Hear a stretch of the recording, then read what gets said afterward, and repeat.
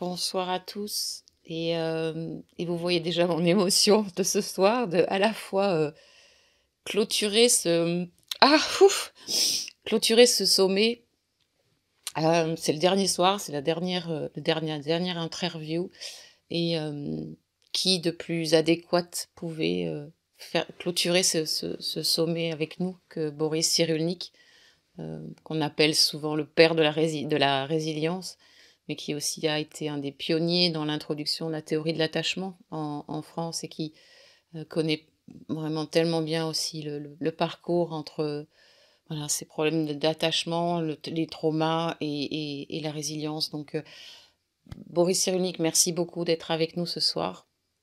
C'est vraiment un honneur, la petite fille, du professeur Bernard, qui a été pédiatre à Marseille, et vraiment très, très honorée d'être avec vous ce soir. Vous voyez mon émotion? Bon, notre audience a l'habitude. Voilà, donc c'est vraiment un je suis très heureuse de terminer avec, de terminer avec cette note et de faire ce pont entre trauma, attachement et résilience. Donc, voilà, Boris Cyrulnik, bienvenue et merci, merci infiniment d'être là avec nous. Vous pouvez remettre votre micro si c'est fait. Voilà, c'est Merci ça. de m'avoir invité. Je suis ravi d'être avec vous et je vois que la planète est minuscule parce que je viens de voir qu'il y a 2 Martiens, 3 Vénusiens qui viennent de se connecter avec nous. Donc vraiment, c'est intergalactique. Donc on va passer. On va essayer de parler de trauma, de résilience et dans une optique d'attachement et de résilience. Alors, le plan que je propose, c'est un plan ontogénétique, c'est-à-dire comment on se développe et comment, au fur et à mesure de notre développement, on acquiert des facteurs de protection ou des facteurs de vulnérabilité. Avant même le trauma, on commence déjà à se construire de façon à ce que, quand le malheur arrivera, s'il arrive et c'est pas rare, quand l'épreuve arrivera, certains d'entre nous seront aguerris, musclés par leur développement antérieur, alors que d'autres parmi nous seront fragilisés non pas par le trauma, mais par le développement antérieur. Et c'est ce qui explique que ce que les psychanalystes disent depuis très longtemps, c'est l'étonnante inégalité des traumas. Il y a des gens qui sont fracassés par un événement que le voisin traverse en souriant. Et ça ne dépend pas de la cause qui provoquerait un effet. C'est pas plus le trauma est fort, plus l'effet est grand. C'est pas ça du tout. C'est avant, on a acquis des facteurs de protection qui nous permettent de souffrir, mais d'affronter le trauma et de reprendre un développement résilient, c'est-à-dire la définition de la résilience. Il ne peut pas y avoir plus bébête, plus logique et plus bébête, c'est la reprise du développement le mieux possible après un traumatisme. Quand on a un trauma, et ça nous est arrivé à beaucoup parmi nous, les spectateurs, les auditeurs, quand on a un trauma, on ne l'oublie pas. Ça reste dans notre corps, dans notre cerveau ou dans notre mémoire, mais certains parmi nous vont se remettre à vivre et d'autres auront du mal à se remettre à vivre. Et c'est ça que je vais essayer d'aborder. Alors, je vais prendre un raisonnement ontogénique, c'est-à-dire à partir. Alors, Bowlby, mon maître, disait du berceau jusqu'à la tombe. Et quand on a fait la réunion avec la commission des 1000 jours que notre président a demandé, on s'est rendu compte que quand on est, nous, les Occidentaux, on est la seule culture à faire démarrer le psychisme le jour de la naissance. J'ai travaillé au Japon, j'ai travaillé en Chine, où les Japonais étaient très au fait de la résilience, et ils me disaient, nous, Asiatiques, on ne comprend pas. Le jour de la naissance, on fête le premier anniversaire. C'est-à-dire que quand le bébé arrive au monde, il a déjà une petite année de développement. Et déjà, au cours de ce développement avant la naissance, il a pu acquérir des facteurs de protection ou des facteurs de vulnérabilité. Donc le plan que je propose, c'est facteurs de protection avant la naissance, avant même la conception. Je vais m'expliquer tout à l'heure. Puis, pendant les 9 mois de grossesse, acquisition, structuration du tempérament. Quand le bébé, c'est qui n'est pas génétique, qui est ontogénétique, c'est-à-dire que c'est déjà une construction sous les pressions du milieu. Puis le bébé arrive au monde et il débarque sous le regard des autres, il débarque dans le monde aérien, et là, il y a une deuxième pression, qui sont les pressions affectives. C'est-à-dire que la manière de parler, toucher, gronder, être là ou ne pas être là, va permettre de continuer à donner des facteurs de protection ou des facteurs de vulnérabilité. Et je terminerai en disant que la parole, dans une optique de l'attachement, la parole est d'abord un effet biologique, un effet affectif. Parler à un bébé, c'est stimuler une zone spéciale de son lobe temporal gauche. Parler à un bébé qui est né, c'est l'affecter. Les bébés adorent qu'on leur parle. Ils répondent généralement par des tours de parole. Et quand ils arrivent à l'âge du récit, c'est-à-dire vers l'âge de 5-6 ans, à ce moment-là, ils sont soumis à des récits et ils habitent des récits. Nous, on fait partie des surhommes, nous, on remonte à Saint-Louis, nous, on fait partie d'un peuple persécuté, etc. Donc voilà le plan que je propose. Alors, on fait démarrer l'ontogenèse à la rencontre des deux futurs parents. Pourquoi? C'est que lorsque une jeune femme de 13, 14, 15 ans, chassée de chez elle, qui prend des substances, rencontre un merveilleux fiancé de 16 ans qui n'a pas de travail, qui vit de la drogue et que ces deux-là vont faire un enfant, on peut prédire que la première niche sensorielle qui va entourer cet enfant ne va pas renforcer l'enfant. On peut prédire que cet enfant va se développer dans un milieu où il risque d'acquérir beaucoup de facteurs de vulnérabilité. Donc déjà, avant la naissance, la préparation du premier nid est déjà déterminée par l'histoire des parents. Alors, j'ai bien dit, c'est l'histoire des parents qui détermine probablement, dans le cas que je vous propose, qui détermine les futurs troubles cognitifs de l'enfant. Alors ça, c'est un mode de raisonnement systémique que nos universités ne nous ont pas entraînés à tenir. Nous, sous l'influence de Descartes, on est entraîné à raisonner, une cause provoque un effet. Or, et donc, choisissez votre hypothèse dans votre clan. Tiens, j'ai fait un lapsus intéressant. Je voulais dire dans votre camp, j'ai dit dans votre clan. Ça reste entre nous, ça. Hein. Faut pas que. Mais voilà, ça m'a échappé. Donc, vous savez ce que je pense. Donc, ça veut dire que lorsqu'on reste dans un milieu clos, on va vulnérabiliser l'enfant qui va naître. Alors, on va démarrer maintenant. Lorsque un spermatozoïde rentre dans un ovule, statistiquement, ça donne un futur bébé humain. C'est assez rare que ça donne un hippopotame. Ça veut dire qu'il y a un déterminant génétique. Ça ne peut être qu'un être humain, XX ou XY, mais humain. Sauf que très tôt, le milieu et même l'histoire de la mère participent au développement de l'enfant. Ce qui me fait défendre cette idée, c'est que si la mère est stressée, quelle que soit la cause de son stress, ça peut être, schématiquement, ça peut être son mari, la violence conjugale, ou l'absence de mari, ou l'absence de deuxième parent, la solitude, ça peut être l'histoire de la jeune mère, ça peut être la précarité sociale, c'est souvent le cas, ça peut être la guerre, ça peut être un accident de la vie qui stresse la mère. Quelle que soit la cause hétérogène, la mère va sécréter beaucoup de substances du stress.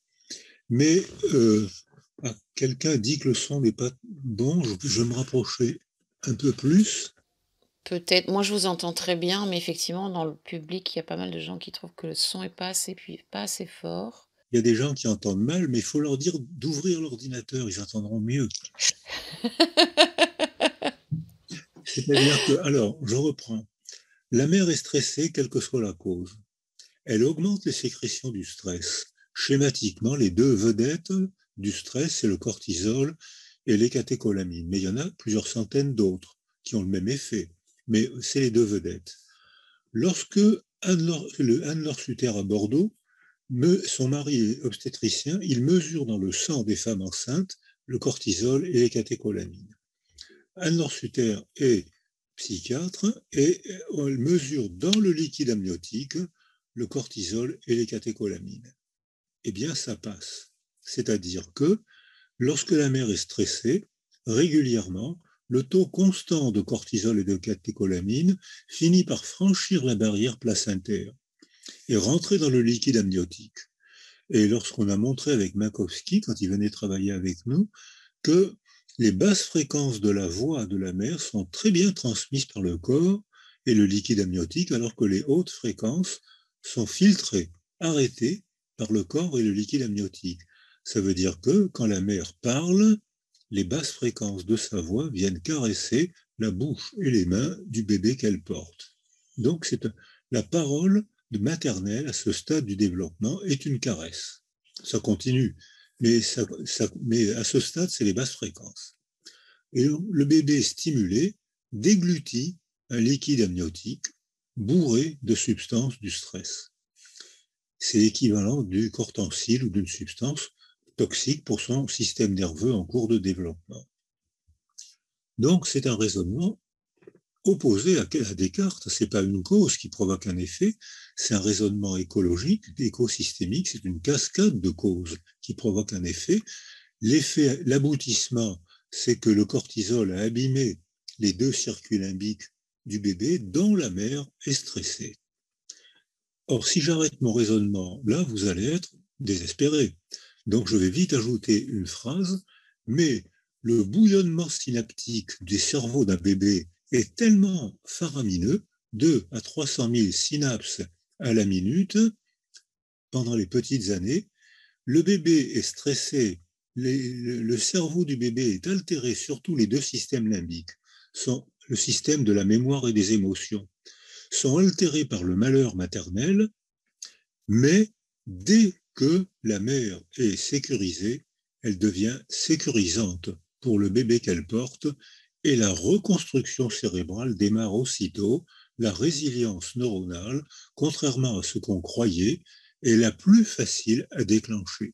Pour réparer le système nerveux du bébé, il suffit de sécuriser la mère. Et ce raisonnement-là va tenir pendant très longtemps, va tenir pendant en tout cas les petites années et même beaucoup jusqu'à l'adolescence, on va dire jusqu'à 8-10 ans. Après, l'enfant commence déjà à vouloir se détacher de sa mère, mais jusqu'à 8-10 ans, son humeur dépend de l'humeur de la mère, qui dépend lui-même de sa relation avec sa famille et son milieu. Ce que je viens de décrire, là, c'est ce qu'on appelle l'épigenèse. Or, dans l'épigenèse, chez les animaux, c'est très fréquent, c'est une vieille notion chez les animaux. Chez les abeilles, ça a été décrit, je crois, il y a 60 ans, quand j'ai passé le concours de l'Institut de Psycho, on apprenait déjà l'épigenèse chez les abeilles. C'était en 1960. Donc, oui, vous étiez jeune à ce temps-là. Donc, donc et on voit que lorsque l'abeille reine meurt, les abeilles ouvrières entourent une abeille ouvrière, se mettent à l'entourer, changent l'environnement de cette abeille ouvrière, tambourinent sur son abdomen, changent la chaleur autour de l'abdomen et progressivement, on voit l'abeille ouvrière se transformer en abeille reine, volumineuse, fertile, alors que les abeilles ouvrières sont petites et stériles. C'est le même programme génétique qui s'exprime de manière incroyablement différente selon l'organisation du milieu au cours des interactions précoces. Très précoces puisque on est encore dans le ventre de la mère, quand déjà le façonnement du système nerveux du bébé commence déjà à être différent. Mais si la mère est stressée, le bébé est stressé, mais je le redis volontairement, ce n'est pas la faute de la mère, c'est à cause du malheur de la mère. Et la résilience consiste à soutenir la mère. Si le mari est violent, on essaye de le faire partir. Et la loi est récente pour faire. Moi, j'ai eu une patiente qui avait un mari violent, et un jour, elle est partie avec ses 2 enfants parce que le mari était très dangereux. Eh bien, elle a été condamnée pour abandon de domicile familial. Bon, maintenant, il y a des lois qui, par bonheur, ont changé, et maintenant, c'est l'homme violent qui doit partir. Alors que j'ai connu, il y a 30 ans ou 40 ans, c'était la femme qui devait rester. Si elle partait, c'était elle qui était coupable. Donc, on avait quand même besoin de réformes juridiques. Alors, lorsque on a des tas d'observations qui montrent que cette altération épigénétique, si on fait rien, dure très longtemps. On a l'exemple de la famine de Leningrad en 1943. Les troupes russes et finlandaises avaient encerclé Leningrad. Et il y avait eu, cet hiver-là, il avait fait -50. Donc la mer était gelée et les bateaux apportant les vivres n'arrivaient plus. Et l'encerclement, le siège a duré 8 mois. Et il y a eu, je crois, 1 million de morts de faim. Et il y a eu quand même quelques cas, j'ai noté quelque part, de femmes enceintes qui ont réussi à mettre au monde un bébé, alors qu'elles étaient en pleine famine. Alors, les troupes allemandes et finlandaises, on oublie toujours de le dire parce que les Finlandais sont devenus socialistes, mais pendant la guerre, ils étaient engagés du côté des troupes allemandes, du côté nazi. C'est incroyable. Il y a des précisions qui arrivent. J'ai intérêt à ne pas dire de bêtises. Hein. J'ai dit 800 jours, je crois que quelqu'un a corrigé, c'est 900 jours. Oui, attention, hein, vous êtes surveillé. Incroyable. Vous n'êtes pas obligé de regarder. Hein. Alors, non, il ne faut pas dire n'importe quoi, il faut faire attention. Donc, alors, quand ces bébés arrivés au monde étaient tous, bien sûr, hypotrophiques, parce que la mère squelettique avait quand même réussi à mettre au monde ce bébé. On ne savait pas à cette époque-là qu'il fallait sécuriser les mères, ce qui sécuriserait les enfants. On a cru que s'ils avaient une bonne nature, ils se développeraient bien, ce qui est déjà un raisonnement raciste. Hein. Parmi nous, il y a des gens qui ont une bonne nature, ils sont de qualité supérieure, ceux-là, ils vont bien se développer, et d'autres qui ont une qualité inférieure, ben voilà, tant pis. Or, on voit que ce mode, ces enfants ont été suivis. Ils ont été en retard, ils ont eu un retard neuropsychologique très net parce que les 2 circuits limbiques étant atrophiés, la mémoire et les émotions étaient mauvaises, les 2 lobes préfrontaux étant atrophiés, ces enfants ne pouvaient pas se socialiser, ils ne pouvaient pas aller vers l'autre puisque le socle neurologique des 2 lobes préfrontaux, c'est l'anticipation. Eh bien, ils ne pouvaient pas anticiper, ils ne pouvaient que réagir au contexte comme le font ces garçons, plus que ces filles, qui réagissent quand ils sont malheureux, quand l'environnement est appauvri affectivement. Dans les cas de carence affective, ces garçons réagissent à des stimulations immédiates. Ils ne peuvent pas faire un rêve, ils ne peuvent pas faire un projet, ils ne peuvent pas apprendre. Ils vivent dans l'immédiateté du contexte. Or, à l'adolescence, pratiquement tous ces enfants sont devenus diabétiques et hypertendus, alors qu'ils n'avaient aucune raison génétique de devenir diabétiques, mais ils avaient des raisons épigénétiques. Donc, ce que je suis en train de proposer là, c'est que, bien sûr, une bandelette génétique existe. Bien sûr, on ne peut que être humain. Mais il y a 1000 manières d'être humain, selon les structures du milieu. On est humain tous, mais pas de la même manière, selon la manière dont le milieu va tutoriser des développements différents. Voilà le raisonnement que je vais reprendre jusqu'à la fin de mon exposé. Donc c'est un potentiel, mais ce potentiel se tutorise constamment différemment. S'il y a un trauma, il y a un effondrement, c'est la définition du trauma. Sinon, c'est une épreuve. S'il n'y a pas d'effondrement, c'est l'épreuve. Oh, je ne suis pas content, je suis en retard, j'ai raté mon bac, mais je l'aurai l'année prochaine. Alors que dans le trauma, on a fait des neuroimageries aux gens traumatisés, le cerveau était gris. Il ne traitait plus les informations. Exactement comme lorsqu'un boxeur est mis KO, ses jambes se dérobent, il perd conscience et il ne traite plus les informations. Eh bien, ça peut être par un chaos de boxeur, ça peut être par une émotion tellement forte qu'elle sidère le cerveau et le trauma empêche de traiter les émotions. C'est un chaos psychique, knock-out. Alors, ce knock-out peut entraîner une dysfonction cérébrale. Si on ne sécurise pas l'entourage du bébé, et le bébé, bien sûr, c'est l'ensemble fonctionnel, le bébé dans son milieu. Alors, quand j'étais étudiant, on nous apprenait quand un enfant avait des troubles cognitifs, euh, on nous apprenait à Marseille, là où enseignait votre grand-père, on nous apprenait à observer le bébé. Comment va son cerveau? Est-ce qu'il y a un produit toxique? Est-ce qu'il y a une maladie? Et aujourd'hui, on observe bien sûr le cerveau du bébé dans son contexte. Et son premier contexte, c'est le corps de sa mère. Son deuxième contexte, c'est la niche affective avec le père, dont je parlerai tout à l'heure. Et le troisième contexte, c'est le contexte verbal qui agit sur le cerveau parce qu'il agit sur les émotions. Donc je reprends le plan que j'ai proposé tout à l'heure. Alors maintenant, on arrive au monde. Le bébé arrive au monde. Et on dit le premier objet sensoriel qu'il va percevoir, c'est pas sa mère. Le premier objet sensoriel, c'est la brillance c'est le mamelon. Il va s'orienter sur le mamelon sans aucune école, sans aucun conseil. Il sait ce qu'il faut faire. Mais dès qu'il est orienté sur le mamelon, il cherche les yeux de sa mère. Et il voit la saccade oculaire à 30 cm et la brillance des yeux. Si on met un masque, le bébé erre. C'est-à-dire qu'il accroche sa mère par le mamelon et par la brillance des yeux. Ce qui veut dire que si la mère se désintéresse du bébé, si elle regarde la télévision en donnant le sein ou le biberon, le bébé cesse de téter.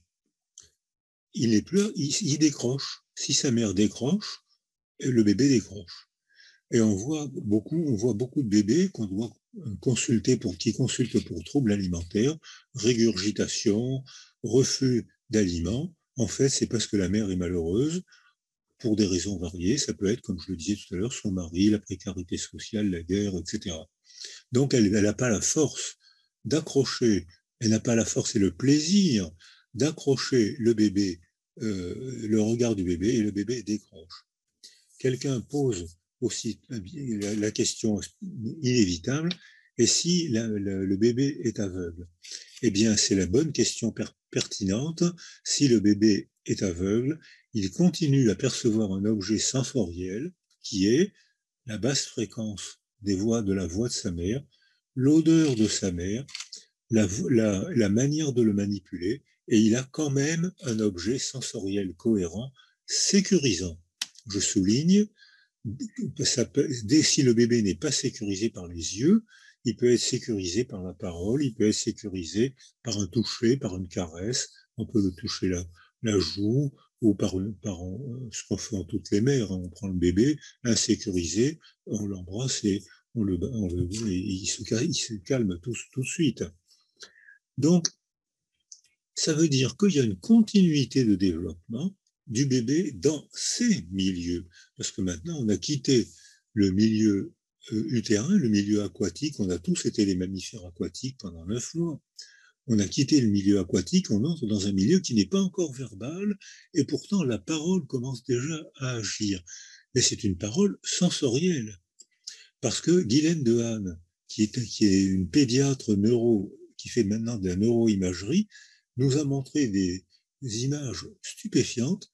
Un bébé arrive au monde, la mère lui parle, le gars il doit avoir 2, 3 mois, 4 mois, la mère lui parle, le bébé est ravi qu'on lui parle.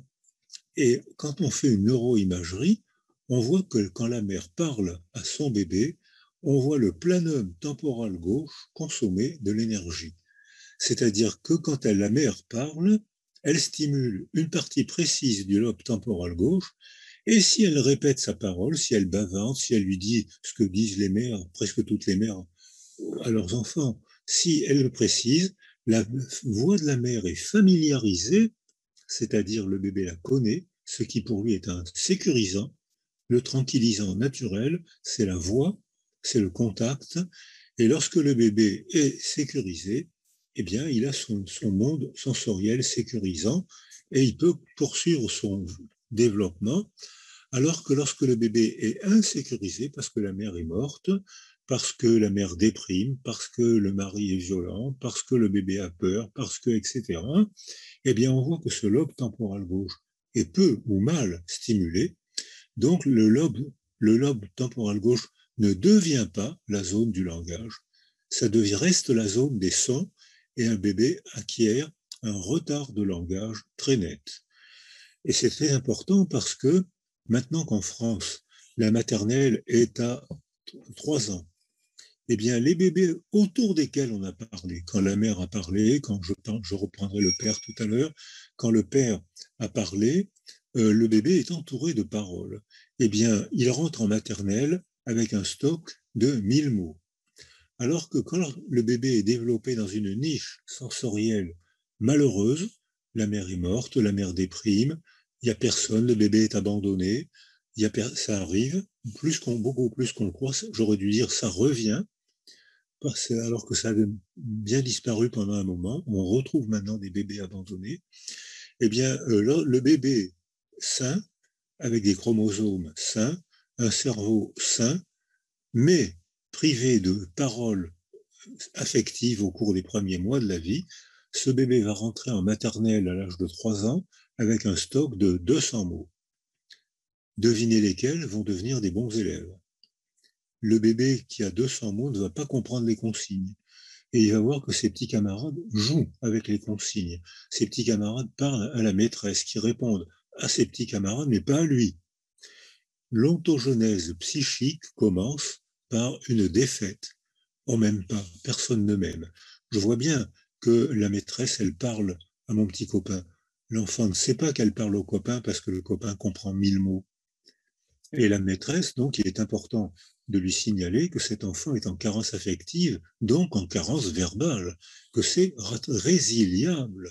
C'est-à-dire que, mais il ne faut pas attendre trop longtemps, parce que la période sensible du langage, c'est troisième, quatrième année. Si on parle, si après c'est rattrapable, mais plus on attend, plus c'est difficile, parce que le bouillonnement des neurones dont je parlais tout à l'heure, eh ben, avec l'âge, ça bouillonne de moins en moins, hein.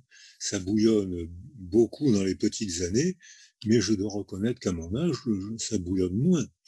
Mais donc, ça veut dire que les apprentissages sont très vifs, très faciles dans les petites années si l'environnement est structuré affectivement par le toucher, par les yeux, par la parole, qui à ce stade du développement est un toucher verbal, toucher, la caresse dont je parlais tout à l'heure, toucher du lobe temporal, c'est un toucher.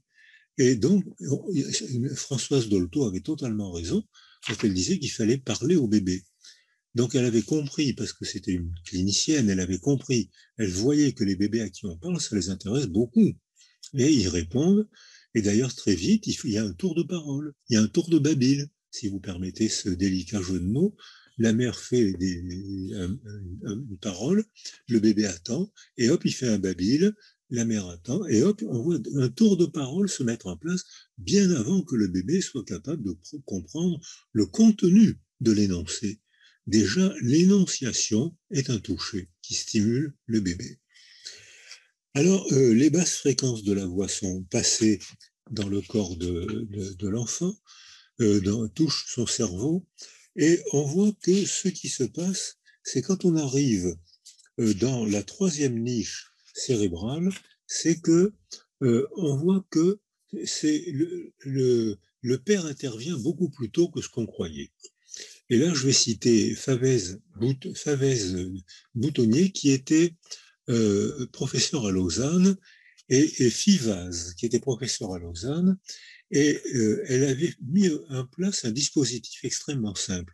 Le bébé est au milieu, et elle filme de face, et latéralement, il y a la mère et le père. Et elle leur dit, Madame, Monsieur, est-ce que vous voulez bien bavarder, raconter ce que vous avez fait dimanche dernier? Et la caméra filme le bébé, la mère, le père. Et la mère commence à parler, dimanche dernier, hop, le bébé tourne la tête et les yeux parce que ça l'intéresse. La mère arrive à un tour de parole. Il y a la musique des mots, fait comprendre au père qu'elle va se taire. Et à ce moment-là, elle change, elle donne la parole à son mari qui parle, le bébé tourne la tête et les yeux en direction du père, et hop, on voit que très rapidement, sa niche sensorielle est organisée par l'harmonisation verbale de la mère et du père, et on voit que s'il y a un trouble de, nom de l'expression, FIVAZ, FIVAZ, université FIVAZ. Oui, oui, Favès Boutonnier, c'était la directrice de l'Institut de psychologie où j'étais. C'est FIVAZ. Qu'est-ce que je fais comme lapsus maintenant? Ça doit être, c'est passé bientôt l'heure du petit déjeuner. Ça doit être pour ça, quoi. Je dois être en hypoglycémie.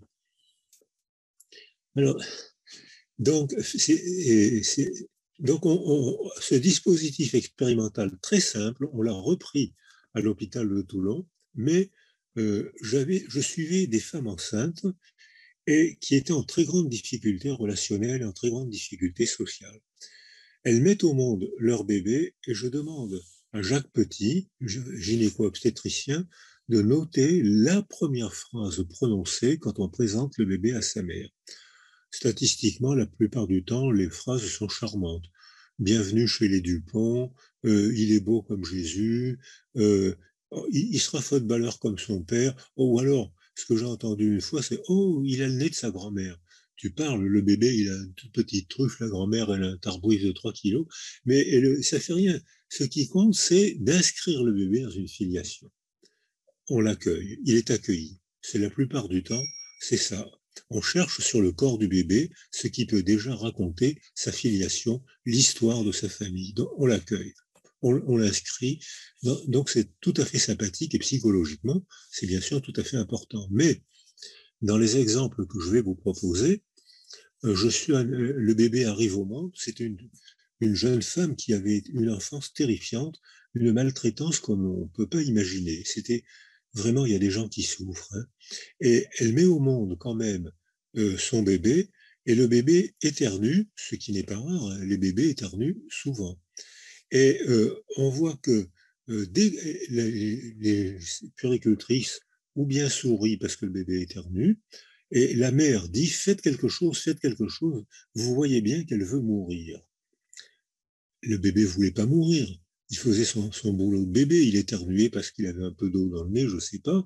Mais elle interprétait, elle attribuait au bébé qu'elle venait au monde, mais qui n'était pas encore totalement détaché d'elle, elle lui attribuait ses propres sentiments. Je veux mourir, je suis affreusement malheureuse à cause de mon enfance, je veux mourir, le bébé éternue, c'est la preuve qu'il veut mourir.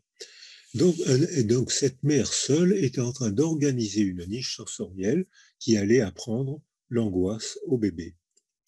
C'est-à-dire que parce qu'il n'y avait pas, elle était seule avec ce bébé et que le moindre événement du bébé prenait pour cette femme-là, cette jeune maman, une importance démesurée. Elle était en train d'apprendre l'angoisse à son bébé.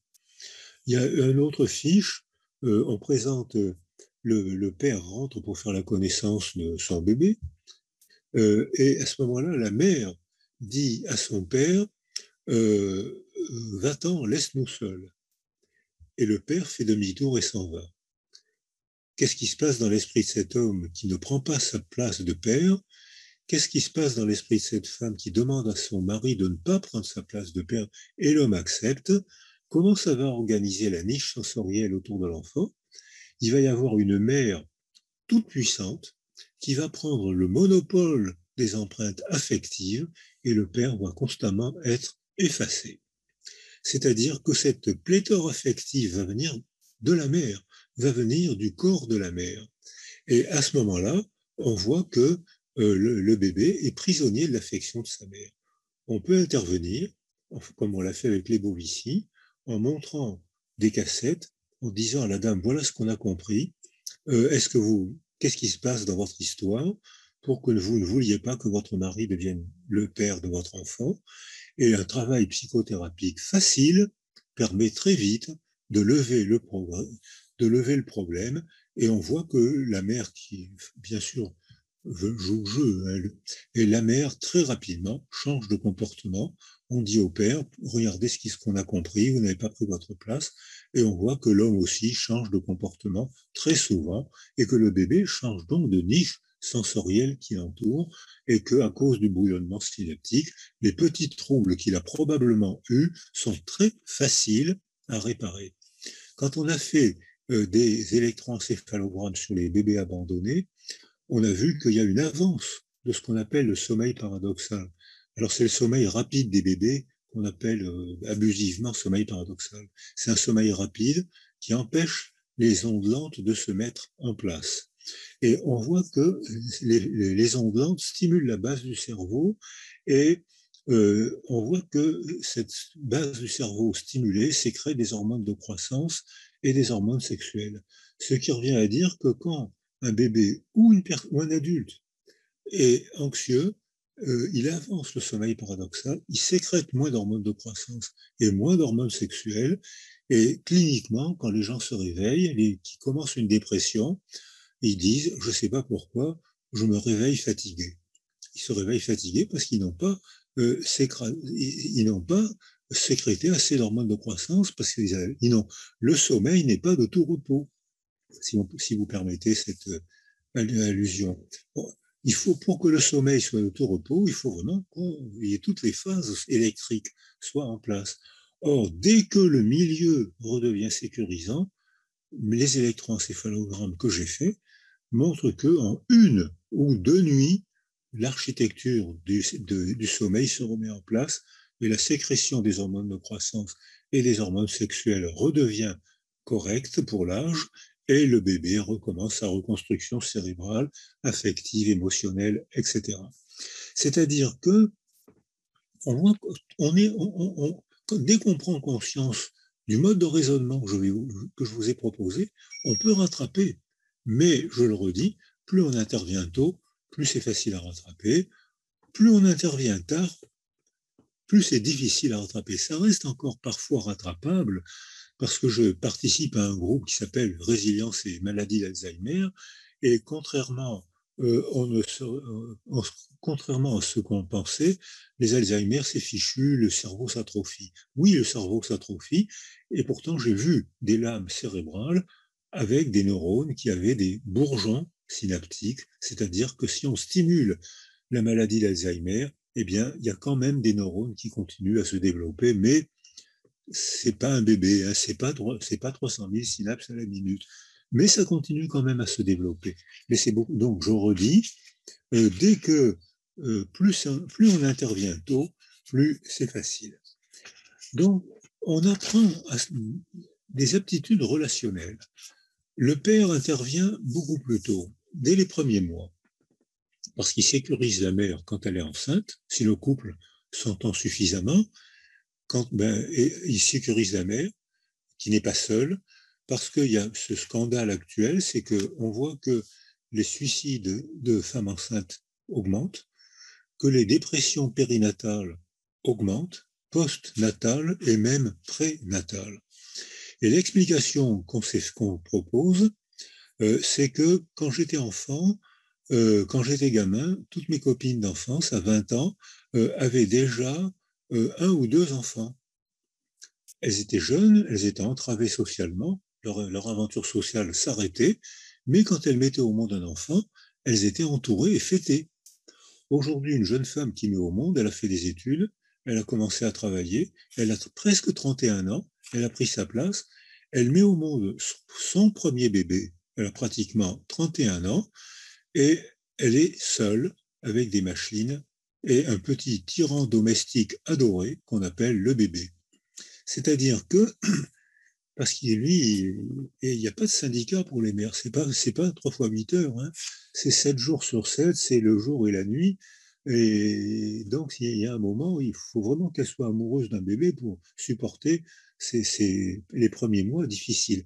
Si le mari est là, le mari ou le deuxième parent, s'il est là, eh bien la mère sécurisée, elle peut récupérer, le mari peut prendre le relais, le couple fonctionne mieux et la mère est contente d'être soutenue, le couple fonctionne mieux et la niche sensorielle qui entoure le bébé, elle est structurée comme Elisabeth Fivaz nous l'a montré, par une alternance, la mère, le père, et donc l'enfant n'est pas prisonnier de l'affection maternelle, puisqu'il apprend à tisser un lien affectif avec sa mère, bien sûr, et aussi avec une autre figure d'attachement proche et différenciée, le père, qu'on appelle le père. Sauf que le mot père désigne un statut masculin ou un deuxième parent étonnamment différent selon les cultures. Dans notre culture occidentale, on croit que le père, c'est celui qui a fait le coup, si vous permettez cette délicate allusion. Et il y a beaucoup de cultures beaucoup de cultures ne pensent pas comme ça. Beaucoup de cultures africaines pensent que celui qui a fait le coup, c'est l'amant. C'est pas forcément le père. Le père, c'est celui qui est désigné par la société pour s'occuper, s'attacher du bébé et en être responsable. Et c'est souvent le frère de la mère, celui que nous on appelle oncle. Dans beaucoup de cultures africaines, il est appelé père et il a la responsabilité et l'attachement du père. Et donc, il joue sa fonction de père. Et dans notre propre culture, où il y a beaucoup de femmes seules, de plus en plus de femmes seules, soit elles mettent au monde un bébé alors qu'elles sont célibataires, soit qu'elles mettent au monde un bébé et que très tôt, elles se séparent, elles se retrouvent seules avec un bébé. Eh bien, si ces femmes seules, dites seules, si elles ont un deuxième conjoint, le deuxième conjoint prend la place du père, puisque le père, c'est pas forcément celui qui a fait le coup. S'il s'attache à l'enfant, s'il s'attache à la mère, s'il s'attache à l'enfant, il prend sa place de père.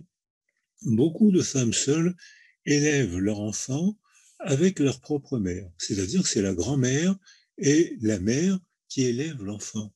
Vous remarquerez que ce sont deux femmes qui élèvent l'enfant et que personne n'a pensé à dire que ces enfants deviendraient psychotiques ou auraient des troubles du développement. Donc, ça veut dire que deux femmes homosexuelles peuvent très bien s'occuper d'un bébé. L'une aura une fonction maternelle et l'autre aura une fonction, un équivalent de fonction paternelle, à condition qu'elles soient associées et différenciées. Ce que font tous les couples homosexuels, c'est-à-dire qu'il y a une femme qui naît. Pendant un moment, je travaillais avec une de mes collègues dans un groupe de recherche. Elle était biologiste, elle était sympa, fonceuse, très sympa. Et puis, elle me dit un jour, est-ce que tu veux bien voir ma fille? J'ai peur qu'elle ait des problèmes. Et je vois ma collègue arriver à ma consultation avec une petite fille de 10 ans, adorable et impeccable. Et je lui dis, mais où est le problème? Elle me dit, ben voilà, je suis homosexuelle et j'ai peur que mon enfant ait des troubles du développement. Je le vois. Donc, elle avait intériorisé les stéréotypes sociaux, c'est normal. Elle vivait avec sa culture, donc elle avait intériorisé. Donc, la petite fille, je vois arriver ma collègue avec sa femme. Il y en avait une qui était une hyper femelle avec des lustres de 3 kilos, comment on appelle ça? Des boucles d'oreilles, voilà, avec des boucles d'oreilles à chaque oreille, avec un boa, et l'autre qui était plutôt, bon, le bébé très tôt avait appris à faire la différence. Les deux objets sensoriels n'étaient pas les mêmes. La petite fille était adorable et s'est très bien développée, ce qui fait que ces deux femmes m'ont attribué le bon développement de cette petite fille, ce qui fait que pendant des années, j'ai eu tous les couples homosexuels de Marseille qui venaient à ma consultation. mais, mais, et je dois dire que les Québécois, eux, ont fait des études populationnelles plus rigoureuses que ce que je viens de vous raconter, et la conclusion est nette, hein, c'est que quand un enfant est élevé par un couple d'homosexuels, femmes plus que d'hommes, parfois d'hommes, mais souvent plus de femmes, eh bien, il y a exactement le même nombre de troubles psychiques que dans une population d'enfants élevés par un couple hétérosexuel. Ni plus, ni moins. Donc c'est important de faire ces petites observations parce que ça permet de préciser la pensée et ça permet surtout d'éviter les préjugés. Ça permet surtout d'éviter les stéréotypes. Alors, lorsque on arrive maintenant, on arrive au troisième, pendant, il me reste encore un quart d'heure à peu près. On arrive maintenant la voix, la parole, d'abord c'était les basses fréquences de la voix de la mère qui euh, venaient toucher le lobe temporal du bébé qu'elle portait. Et ça, j'ai vu les images. Hein. On voit le planum temporal passe au rouge. Ça veut dire que les neurones dégagent de la chaleur quand la mère parle. Ça veut dire que s'il dégage de la chaleur, ça veut dire que le bébé est stimulé à cet endroit du cerveau par la parole maternelle. Et si elle parle régulièrement, eh ben, on voit que les circuits cérébraux s'étendent, c'est plus le planum temporal, et progressivement, c'est tout le lobe temporal gauche qui est circuité par la parole maternelle et qui devient la zone du langage. C'est-à-dire que si on ne parle pas au bébé, eh ben, le bébé n'a pas de zone du langage. Si on lui parle en criant, eh ben, il y a un autre circuit et on peut inventer des tas de situations comme ça. Et donc, ça veut dire aussi que lorsque la mère, il ne faut pas que la mère soit seule, parce que comme je le proposais, la mère seule, la mère célibataire n'est pas forcément, je le redis, n'est pas forcément seule. La mère veuve n'est pas forcément seule. Mais, puisque je reprends le raisonnement tout à l'heure, mais il y a aussi un résultat contre-intuitif. Par exemple, si la mère meurt, il y a moins de troubles psychologiques développementaux que si le père meurt. C'est totalement contre-intuitif. Et on s'est demandé pourquoi. Parce qu'on peut évaluer avec l'attachement, on évalue les comportements. Si l'enfant parle, il y a des questionnaires qui ont été statistiquement évalués. Donc on peut faire les dosages hormonaux. Donc on peut évaluer tout ça. Parce que la mère meurt, généralement le père et la mère cherchent un substitut maternel.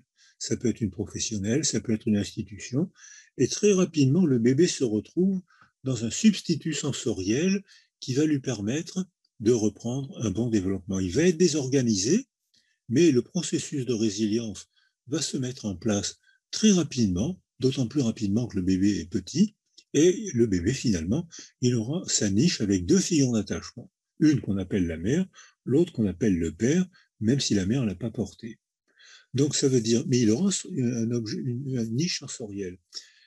Si, le père meurt, le bébé sera plus troublé, parce que le bébé va se développer contre le corps d'une mère dépressive, qui lui parlera moins, qui va moins jouer, qui va moins sourire, et la niche sensorielle du bébé sera appauvrie par le malheur maternel. Je le redis, c'est pas par la mère, c'est par le malheur maternel. Et on voit que ce bébé va sursauter parce que David Cohen, à la Pitié-Salpêtrière, a fait des neuroimageries d'enfants, de bébés, d'enfants dans cette situation. Un enfant qui n'est pas sécurisé par la mère, le père, tout ce que je viens d'expliquer, il a une atrophie des deux lobes préfrontaux, une atrophie des deux circuits limbiques. Donc, il ne peut pas anticiper et il a une mémoire et des émotions qu'il ne peut pas contrôler. Et surtout, une des fonctions du lobe préfrontal, c'est d'inhiber les deux amygdales du rhinencéphale, des amas de neurones qui sont le socle neurologique des émotions insupportables. Angoisse, fureur, mélancolie, désespoir, les émotions insupportables. Il ne peut pas les contrôler parce que ces deux lobes préfrontaux sont atrophiés. Ces deux lobes préfrontaux sont atrophiés parce que sa mère est malheureuse et donc vous voyez, je reprends le raisonnement écosystémique que j'essaye de tenir depuis le début. Le bébé a une hyperfonction des deux amygdales du rhinencéphale parce que sa mère est malheureuse, quelle que soit la cause. D'où l'importance des politiciens, d'où l'importance des politiques de la maternité, comme l'ont fait les pays d'Europe du Nord, et que donc l'importance, il faut qu'une femme enceinte soit tranquille pendant un an ou deux. Il faut qu'elle soit tranquille dans son développement. Ça, on ne contrôle pas, mais avec son mari, il faut dire au mari, attention, vous êtes co-responsable. Il faut dire à la famille, il faut qu'elle ait quelques années de tranquillité, et il faut surtout que la culture prévoit une organisation, pas tellement médicale, mais une organisation relationnelle, culturelle, qui permette d'entourer les femmes enceintes et les jeunes mères, parce que c'est elles, bien sûr, qui vont être mieux, mais c'est surtout toute une génération d'enfants qui va mieux se développer. Parce qu'on voit que, par exemple, ce qu'on a dans certains quartiers où les mères ne travaillent pas, parce que Dans les crèches, paradoxalement, c'est les mères de haut niveau social qui profitent le plus de la crèche.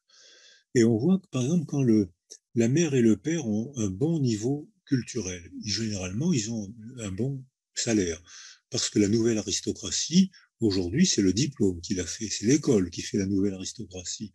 Il y a une ou deux générations, c'est le corps qui faisait l'aristocratie, et au siècle précédent, c'était la violence qui faisait l'aristocratie, la violence des armes, la violence des propriétaires, la violence des propriétaires de mines. Donc ça veut dire des propriétaires d'industrie qui faisaient travailler les hommes 15 heures par jour, 6 jours par semaine. Donc, on voit, donc ça existe beaucoup moins, du moins en Europe. Ça existe encore dans d'autres pays, hein. Je l'ai vu en Afrique, il y a des pays où ça existe encore, ça. Et j'ai soigné des hommes qui devaient charger 15 wagonnets par jour. Et quand ils n'avaient pas les bras, ou quand ils avaient mal au dos, ou quand ils n'avaient pas la force physique de remplir ces 15 wagonnets, eh ben, les enfants ne mangeaient pas le lendemain soir. Donc ça, les jeunes ne le savent pas ou l'ont oublié. Je l'ai vécu, ça, quand j'étais médecin et que je soignais les ouvriers des chantiers. Donc ces conditions ont totalement changé. Aujourd'hui, c'est le diplôme qui fait la nouvelle hiérarchie sociale. Or, lorsque les parents ont un bon diplôme, ils ont deux bons salaires, ils peuvent se faire aider par une assistante maternelle, ils peuvent mettre leur enfant à la crèche, ils s'associent.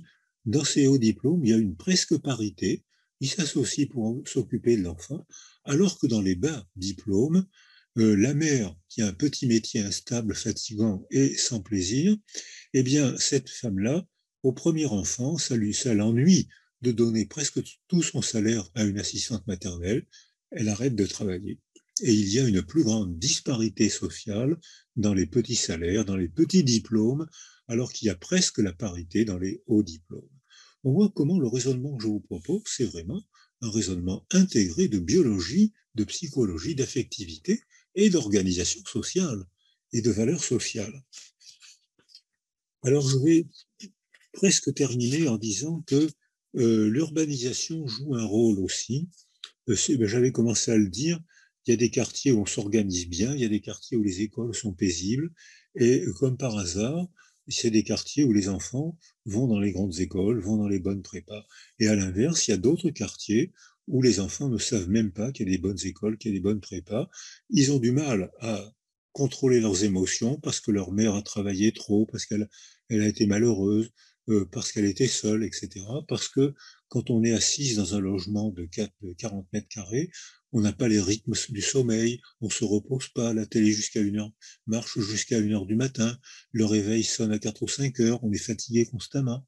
Donc ça veut dire qu'on voit qu'il y a des quartiers où les résultats scolaires sont mauvais et que les enfants ne savent même pas qu'il y a des grandes écoles et même ils ont du mal à y accéder.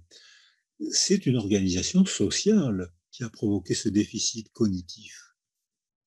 Donc voilà, c'est donc des raisonnements que je propose, c'est qu'on voit que cette nouvelle manière de se développer implique non seulement le corps, bien sûr, les chromosomes, bien sûr, mais que très tôt, le tutorage des développements est totalement différent selon la structure du milieu et qu'on arrive maintenant à notre monde moderne, et je vais m'arrêter là-dessus, on arrive maintenant à notre monde moderne où les enfants sont gardés par des écrans. Et que au début, c'est un outil magique. La preuve, je l'ai la magie. C'est que j'ai vu apparaître, il y a une dame, quand j'ai dit que la Finlande avait fait la guerre, euh, à côté de l'Allemagne, j'ai vu apparaître Greetings from Finland. C'est-à-dire qu'il y a au moins une Finlandaise qui écoute. C'est incroyable, ça, si c'est pas de la magie, ça. Donc c'est de la magie. La technologie, c'est de la magie. Mais ça hypnotise, ça méduse les enfants. Je ne sais pas si vous avez eu l'occasion de regarder un enfant face à un écran, il ne bouge pas. Quand on lui parle, il y a des tours de parole, il y a des éclats de rire, il y a des désaccords, il y a une interaction. Face à un écran, il est médusé, il ne bouge pas. Quand l'écran dure une journée, ben l'enfant ne bouge presque pas pendant toute une journée. Et on voit que là, il y a des troubles métaboliques. On voit que, notamment chez les filles, plus que chez les garçons, Chez les garçons, dès que l'écran est éteint, ils explosent, ils grimpent au mur, ils cassent tout. Il y a beaucoup d'hyperkinésie provoquée par l'excès d'écran. Les filles s'adaptent en ne bougeant pas face aux écrans. Elles font un surpoids. Or, dans la graisse, il y a de la leptine qui stimule l'appétit. C'est-à-dire que les filles qui commencent à faire un surpoids ne peuvent plus s'arrêter de manger et hop, le cercle vicieux vers l'obésité se fait et on voit que les garçons sont souvent un surpoids, rarement obèses, et les filles qui démarrent un surpoids deviennent souvent obèses. C'est dû à notre nouvelle manière d'élever ou de mal élever les enfants. Donc, parce que l'écran immobilise le corps, sidère l'esprit, ralentit les apprentissages. Et j'ai eu l'occasion de voir des enfants qui avaient été trop mis devant des écrans et qui avaient des retards de langage quasi autistiques.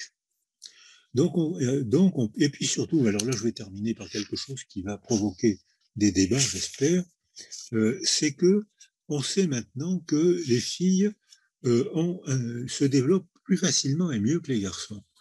La sexualité, l'ontogenèse sexuelle commence au 14e jour dans l'utérus après la fécondation.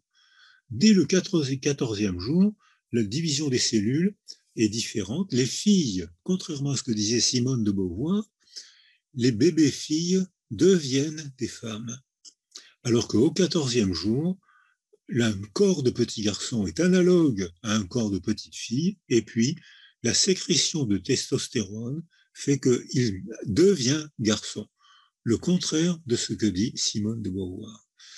Mais le fait d'être stable, XX, et de se développer de manière stable, fait que les petites filles sont beaucoup plus agréables et plus faciles à élever que les garçons. Les garçons transgressent, et surtout à l'âge de 12 ans, les garçons ont un retard de développement neuropsychologique de 2 ans par rapport aux filles.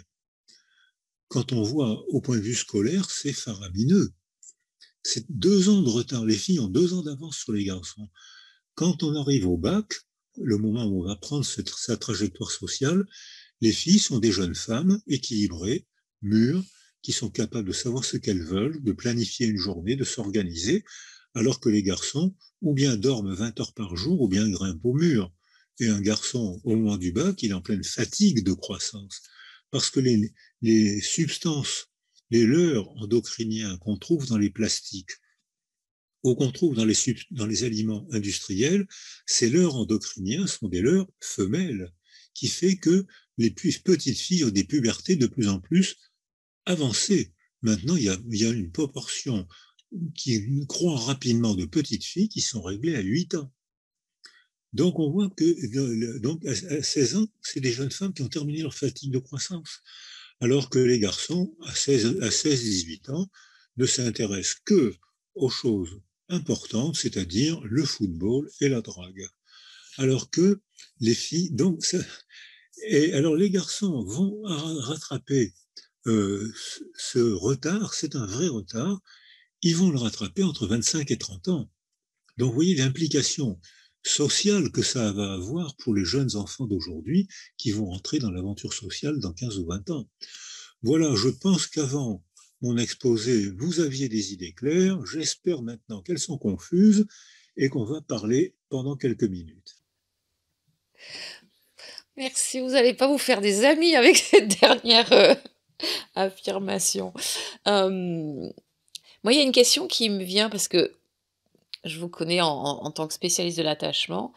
Et là, ce que vous nous développez, c'est vraiment l'importance plus au-delà de l'attachement, c'est plutôt tout ce qui est neurodéveloppemental qui prévaut en fait sur c'est plus la sécurité globale qui va avoir une influence sur le cerveau. Vous me dites si je me trompe, ça va être plus ça qui va sécuriser l'enfant que cet attachement dont on a beaucoup parlé et qui est fondamental aussi. Mais c'est vraiment ce truc qui c'est primaire, enfin c'est prioritaire dans le développement de l'enfant. Est-ce que...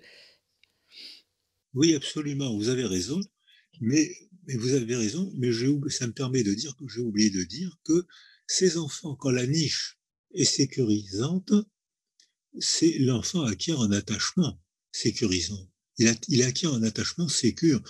Puisqu'il apprend à parler, il apprend à s'exprimer, il apprend les tours de parole, il apprend, tiens, elle hoche la tête, donc c'est qu'elle est d'accord avec moi. Il apprend à décoder les mimiques faciales. Un enfant face aux écrans ou un enfant en carence affective n'apprend pas à décoder les mimiques faciales. Il ne sait pas si on lui sourit ou si on le menace. Il réagit par la peur. Donc, il est difficile. Il est plus difficile à aider. Donc, parfois, il faut être professionnel pour s'entraîner à comprendre ça et aider quand même l'enfant. Si on n'est pas professionnel, il déclenche en nous des émotions désagréables et on rejette un enfant qui a besoin d'affection et qui provoque le rejet de ce dont il a le plus besoin, l'affection. C'est-à-dire que 2 sur 3 de nos enfants, sur la planète entière, à 10 mois, 2 enfants sur 3 ont acquis l'attachement sécure. Et le cerveau, comme vous l'avez remarqué, ce que j'aurais dû dire, le cerveau, donc, se met à fonctionner correctement, il se débrouille. Un enfant sur 3 acquiert un attachement insécure, il parle moins bien, ou il se tait, ou il est trop timide, il a peur des autres, il s'efface. Dans nos termes, on dit il se périphérise. Alors un enfant confiant, il va vers l'adulte, il tire la manche, il fait un babil, il fait une offrande alimentaire. Ils savent déclencher l'affection. Il y a des bébés qui sont impossibles à ne pas aimer. Il y a des bébés qui nous transforment tous en bonne mère, tout de suite. Et il y a des enfants qui évitent le regard, qui se jettent en arrière, qui se mordent, qui déclenchent moins l'affection. C'est très injuste parce qu'ils sont rattrapables, ces enfants. Mais si on n'est pas professionnel, eh ben, ils ont moins de charme qu'un enfant sécure et on aggrave l'injustice biologique qui va devenir injustice sociale. Et donc vous disiez tout à l'heure que, j'essaie de parler un peu loin du micro parce qu'apparemment mon son est trop fort et on peut pas régler en fait sur Zoom, les différences de son. Vous disiez tout à l'heure que, hem, c'était parfois rattrapable et je me suis un peu accrochée à ce parfois et je sais que ça a pas mal, chatté et des questions là-dessus. C'est parfois rattrapable.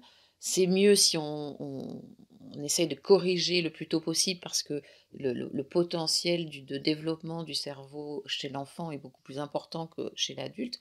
Mais pourquoi ce parfois?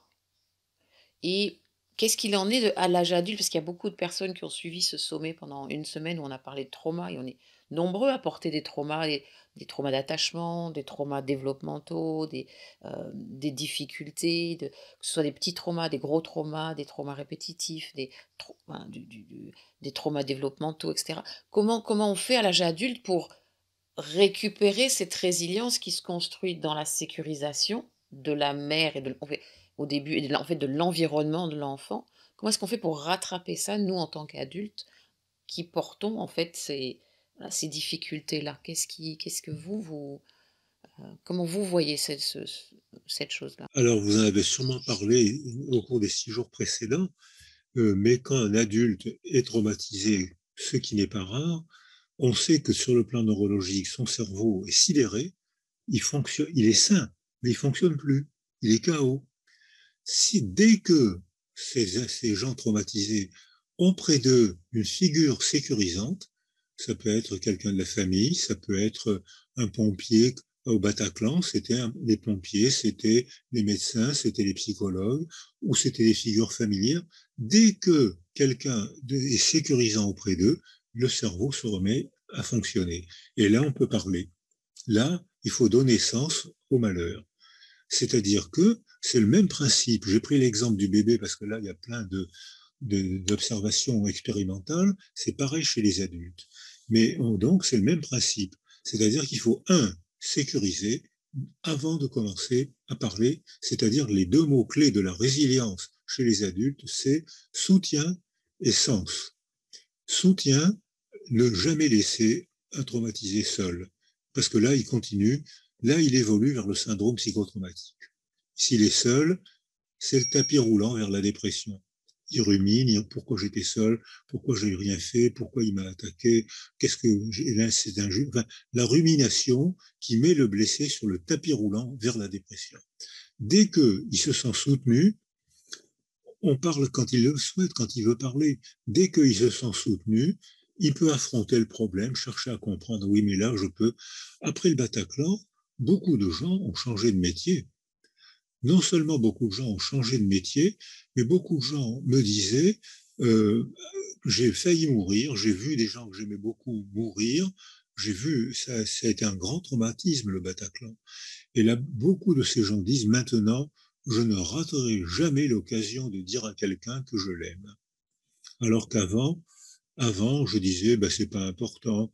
Avant, je disais, ça me gêne un peu. Et ben, après, ça me gênera plus. Je ne raterai jamais une occasion. Donc, ça provoquait la résilience, c'est la définition de la résilience. C'est-à-dire, après un trauma, c'est la reprise d'un bon développement. Ça ne veut pas dire qu'on oublie le trauma. Hein, il y a des gens, il y a des gueules cassées, et ben, on va les opérer. Celui qui a écrit ce livre extraordinaire, Le Lambeau, c'est Lançon, d'une intelligence, d'une pudeur extraordinaire. Il a une gueule cassée, il a été opéré, je crois, 10-15 fois, et peut-être même il sera encore opéré. Il a repris un bon développement, ça ne veut pas dire qu'il ne va pas porter les traces de son trauma. Pour nous tous, ceux qui ont été traumatisés, ils vont garder des traces du trauma, mais ça ne va pas les empêcher de reprendre un bon développement sans oublier la trace du trauma. Donc on est dans le même raisonnement que celui que je vous ai proposé, mais on applique ça aux personnes adultes et même aux personnes âgées. On a fait des observations avec ce groupe Résilience et personnes âgées. On a fait des observations qui montrent que même des Alzheimer, même des gens qui ont perdu la mémoire des mots, correspondent au même schéma. Dès qu'ils sont sécurisés, ils ont moins de troubles, ils ont moins de symptômes d'Alzheimer quand ils sont sécurisés. Ça ne veut pas dire qu'on guérisse l'Alzheimer, on ne le guérit pas, mais au moins ils souffrent moins et leur famille souffre moins.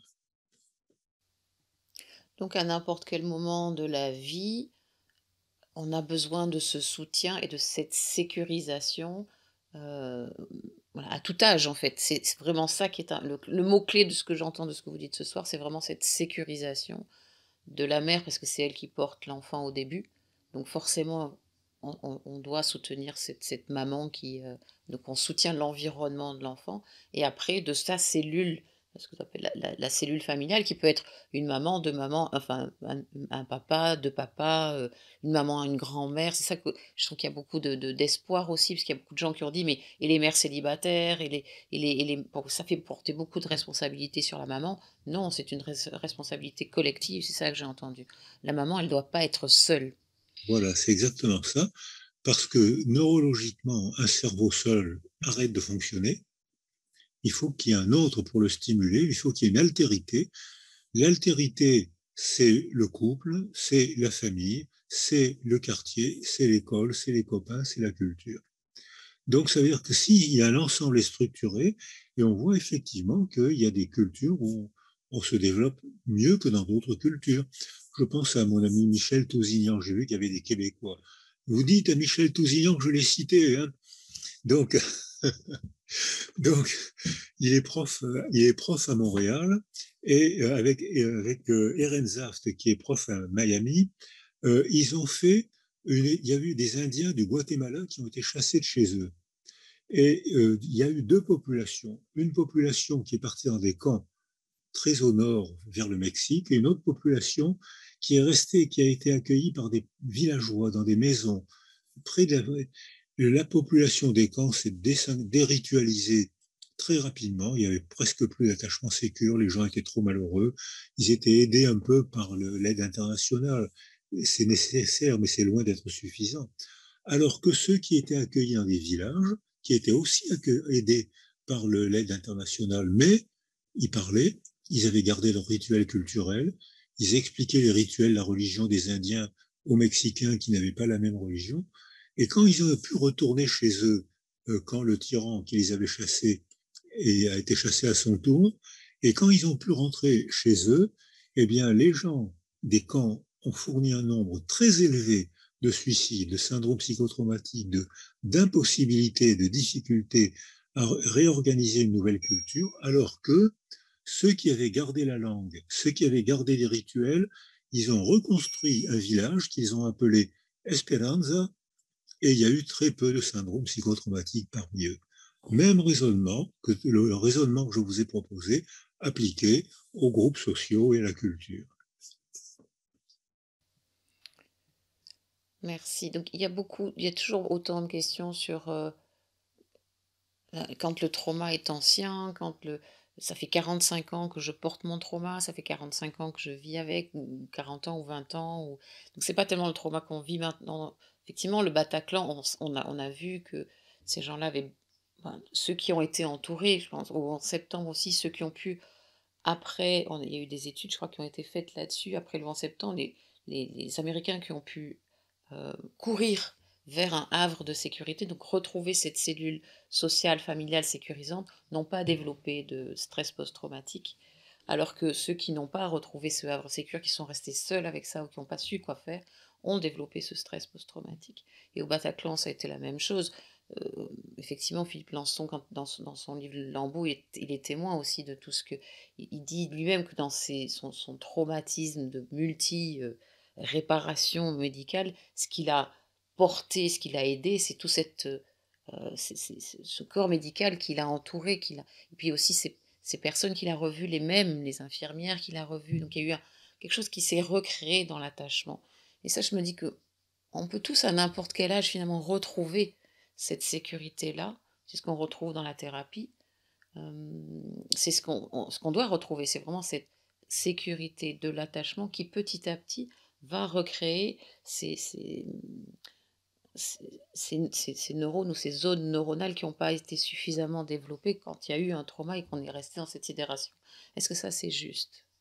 Alors, presque.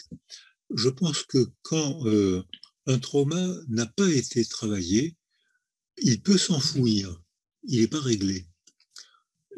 On garde au fond de soi, par exemple, beaucoup de gens ont un trauma dans les viols, dans les agressions sexuelles, ils ont du mal à en parler.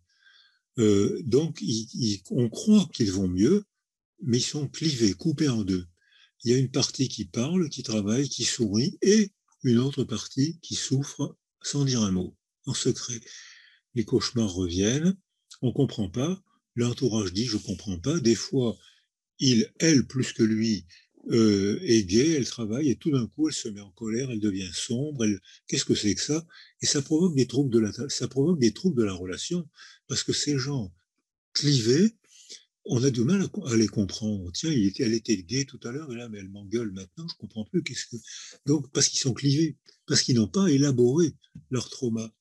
Et quand ces gens deviennent âgés, très souvent, la mémoire du trauma ressurgit.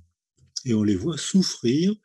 Par exemple, actuellement, la France est en guerre au Mali, hein, on en parle étonnamment peu, et les jeunes gens qui vont au Mali sont très bien formés physiquement, intellectuellement, psychologiquement, techniquement, mais les djihadistes mettent les enfants en première ligne. Et donc, ces jeunes soldats et soldates rentrent, il y a moins de morts qu'avant, mais il y a beaucoup de syndromes psychotraumatiques. Or, quand ils sont seuls, d'abord, ils ne sont jamais laissés seuls, parce que maintenant, les militaires s'entraînent à la pratique de la résilience, c'est-à-dire acquérir des facteurs de protection, ne jamais être seul au combat, après le combat, tout de suite être soutenu, et après le combat, chercher à donner sens à ce qui s'est passé. Tu as fait ça, tu n'aurais pas dû le faire, j'ai été seul, il fallait faire ça. Et on voit que quand on fait ce cheminement résilient, il y a très peu de syndrome psychotraumatique. Mais actuellement, et quand ce cheminement n'est pas fait, les gens restent clivés toute leur vie et on voit que en fin de vie, le malheur non élaboré ressurgit. Et ils se remettent à souffrir de ce qu'ils avaient caché pendant 30, 40 ou 50 ans. Alors que quand ils l'ont élaboré, alors élaborer, ça veut dire quoi? Ça veut dire parfois aller voir un psychologue. Oui, bien sûr, parfois c'est bien, mais parfois, si on est croyant, on va voir un prêtre. Si on a envie d'écrire, alors là, l'écriture, hein, je n'ai pas cité le Lambeau tout à l'heure, mais alors là, les gens, qu'est-ce qu'ils ont envie d'écrire? La guerre est une véritable machine à écrire. Quand les gens ont peur pendant la guerre, ont vu des choses effrayantes et parfois ont commis des choses effrayantes, eh bien, ils ne peuvent pas le dire, c'est trop dur à dire, ils écrivent. Alors il y a des romans, des essais, et ils ont raison. On sait maintenant que les soldats qui écrivent, alors il y a des tests qui ont été faits surtout par les Américains pendant la guerre d'Irak. Écrivez à qui vous voulez. Généralement, ils écrivent à une femme. Hein. leur mère ou leur femme. Écrivez à qui vous voulez. Et le simple fait d'écrire ajoute une mémoire à la mémoire du trauma. Je m'explique bien. Il y a la mémoire du trauma. Si j'en parle pas, je rumine, je revois l'image. C'est le syndrome psychotraumatique. Hein, je vois l'image, j'ai peur, je vois la mort, j'ai pensé que j'allais mourir. L'horreur est entretenue, révisée constamment par les cauchemars, par la pensée, par l'obsession. Si je cherche à comprendre, je vais m'adresser à Florence. Je vais chercher à lui expliquer ce qui m'est arrivé. Je vois que ça l'intéresse. Elle hoche la tête, elle sourit. Alors là, c'est donc je vois que les mots que je vais mettre pour décrire mon trauma, pour lui expliquer, ajoutent une autre source de mémoire. Et désormais, j'aurai la mémoire du malheur qui m'est arrivé, plus la mémoire que j'ai adressée à Florence. J'ai modifié, non pas le malheur je l'ai eu, le coup je l'ai eu, mais j'ai modifié la représentation du malheur. Donc je n'irai pas en direction du syndrome psychotraumatique. Mais si je ne fais pas ce travail, ça peut être un prêtre, ça peut être un psychologue, ça peut être une écriture, etc. Hein. Il y a beaucoup de gens qui s'engagent dans des associations après un trauma. Ils ont raison. C'est dans l'association, on va être utile, on va comprendre. La phrase, les gens disent, je veux que les autres profitent de mon malheur, de ce que j'ai subi pour que ça ne revienne pas. C'est une très bonne motivation, mais ça les oblige à réfléchir pour s'expliquer ce qui m'est arrivé, pour le protéger, la protéger. On remanie la représentation du trauma. Donc le malheur est arrivé, mais on en souffre moins. Il y a 2 questions qui viennent et qui sont apparues dans le chat. Il y a 2 choses, c'est qu'en est-il quand il y a une amnésie traumatique? Donc comment est-ce qu'on fait pour raconter?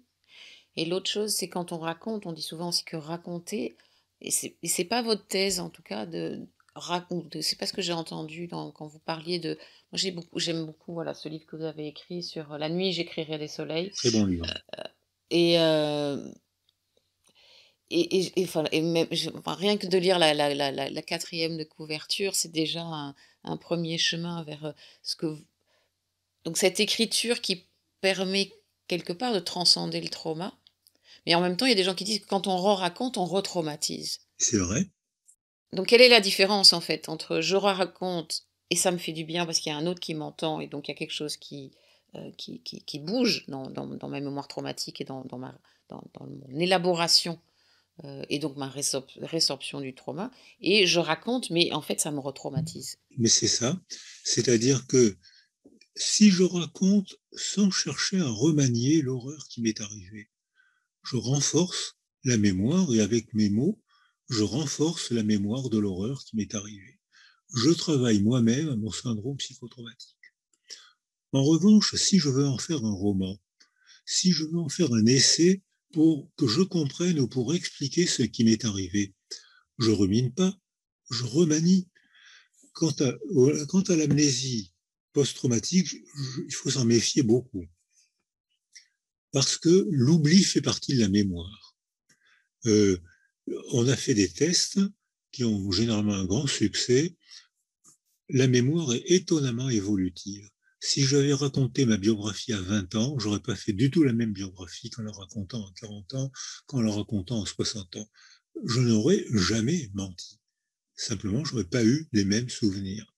C'est-à-dire que ça se remanie constamment. Mais si on travaille pour comprendre, pour adresser, pour faire une poésie, pour faire, on métamorphose l'horreur, et à ce moment-là, on empêche le syndrome psychotraumatique, mais si on rumine, on renforce le syndrome psychotraumatique. Donc le livre, c'est La nuit j'écrirai des soleils, et euh, et je voulais juste cette phrase qui pour moi vraiment est aussi enfin, le symbole de tout ce qu'on a travaillé ou décrit ou raconté cette semaine, c'est: je sais maintenant, grâce aux récits intimes de mon fort intérieur et aux histoires des enfances fracassées, qu'il est toujours possible d'écrire des soleils. Juste pour cette phrase, j'ai vraiment envie de vous dire merci. Merci de me dire merci. Mm. Donc voilà, je pense que chacun de vos livres peut parler à tout le monde. Votre dernier livre, si vous voulez en parler un peu, c'est Des âmes et des saisons. Moi, j'ai pas encore eu le temps de le lire parce que voilà, la préparation de ce congrès a été, assez, assez chargée. Mais mais voilà, parce que vous parlez de psychoécologie et je pense que ce que vous nous avez décrit aujourd'hui, c'est il y a en grande partie on retrouve ça dans ce livre, donc pour ceux qui veulent aller plus loin, je suppose que c'est le livre à conseiller en ce moment. Oui, oui, c'est un excellent livre. Et, alors, la psychoécologie, c'est pas moi qui ai eu cette idée, hein. C'est Bronfenbrenner, qui est un psychiatre autrichien, qui a proposé ça à peu près en 1980. Mais la culture n'a pas accepté. Parce qu'en 1980, il y a 40 ans, on était encore une cause provoque un effet.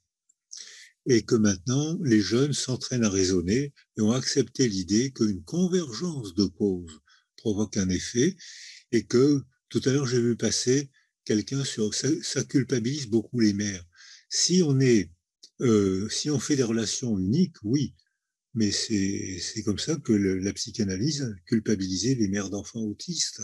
Parce que il y avait, j'ai lu, il y a des livres de Sartre, comment rendre, comment rendre fou son enfant. Donc c'est des livres, c'est ces livres-là qui sont coupables. Parce qu'on sait maintenant que c'est impossible de tenir un raisonnement comme ça. C'est une convergence de causes qui peuvent provoquer un malheur, qui peuvent provoquer une amélioration ou une aggravation. Ça dépend, donc c'est pas une cause qui provoque un effet, d'où j'ai répété plusieurs fois la nécessité de s'entraîner en termes d'écosystème.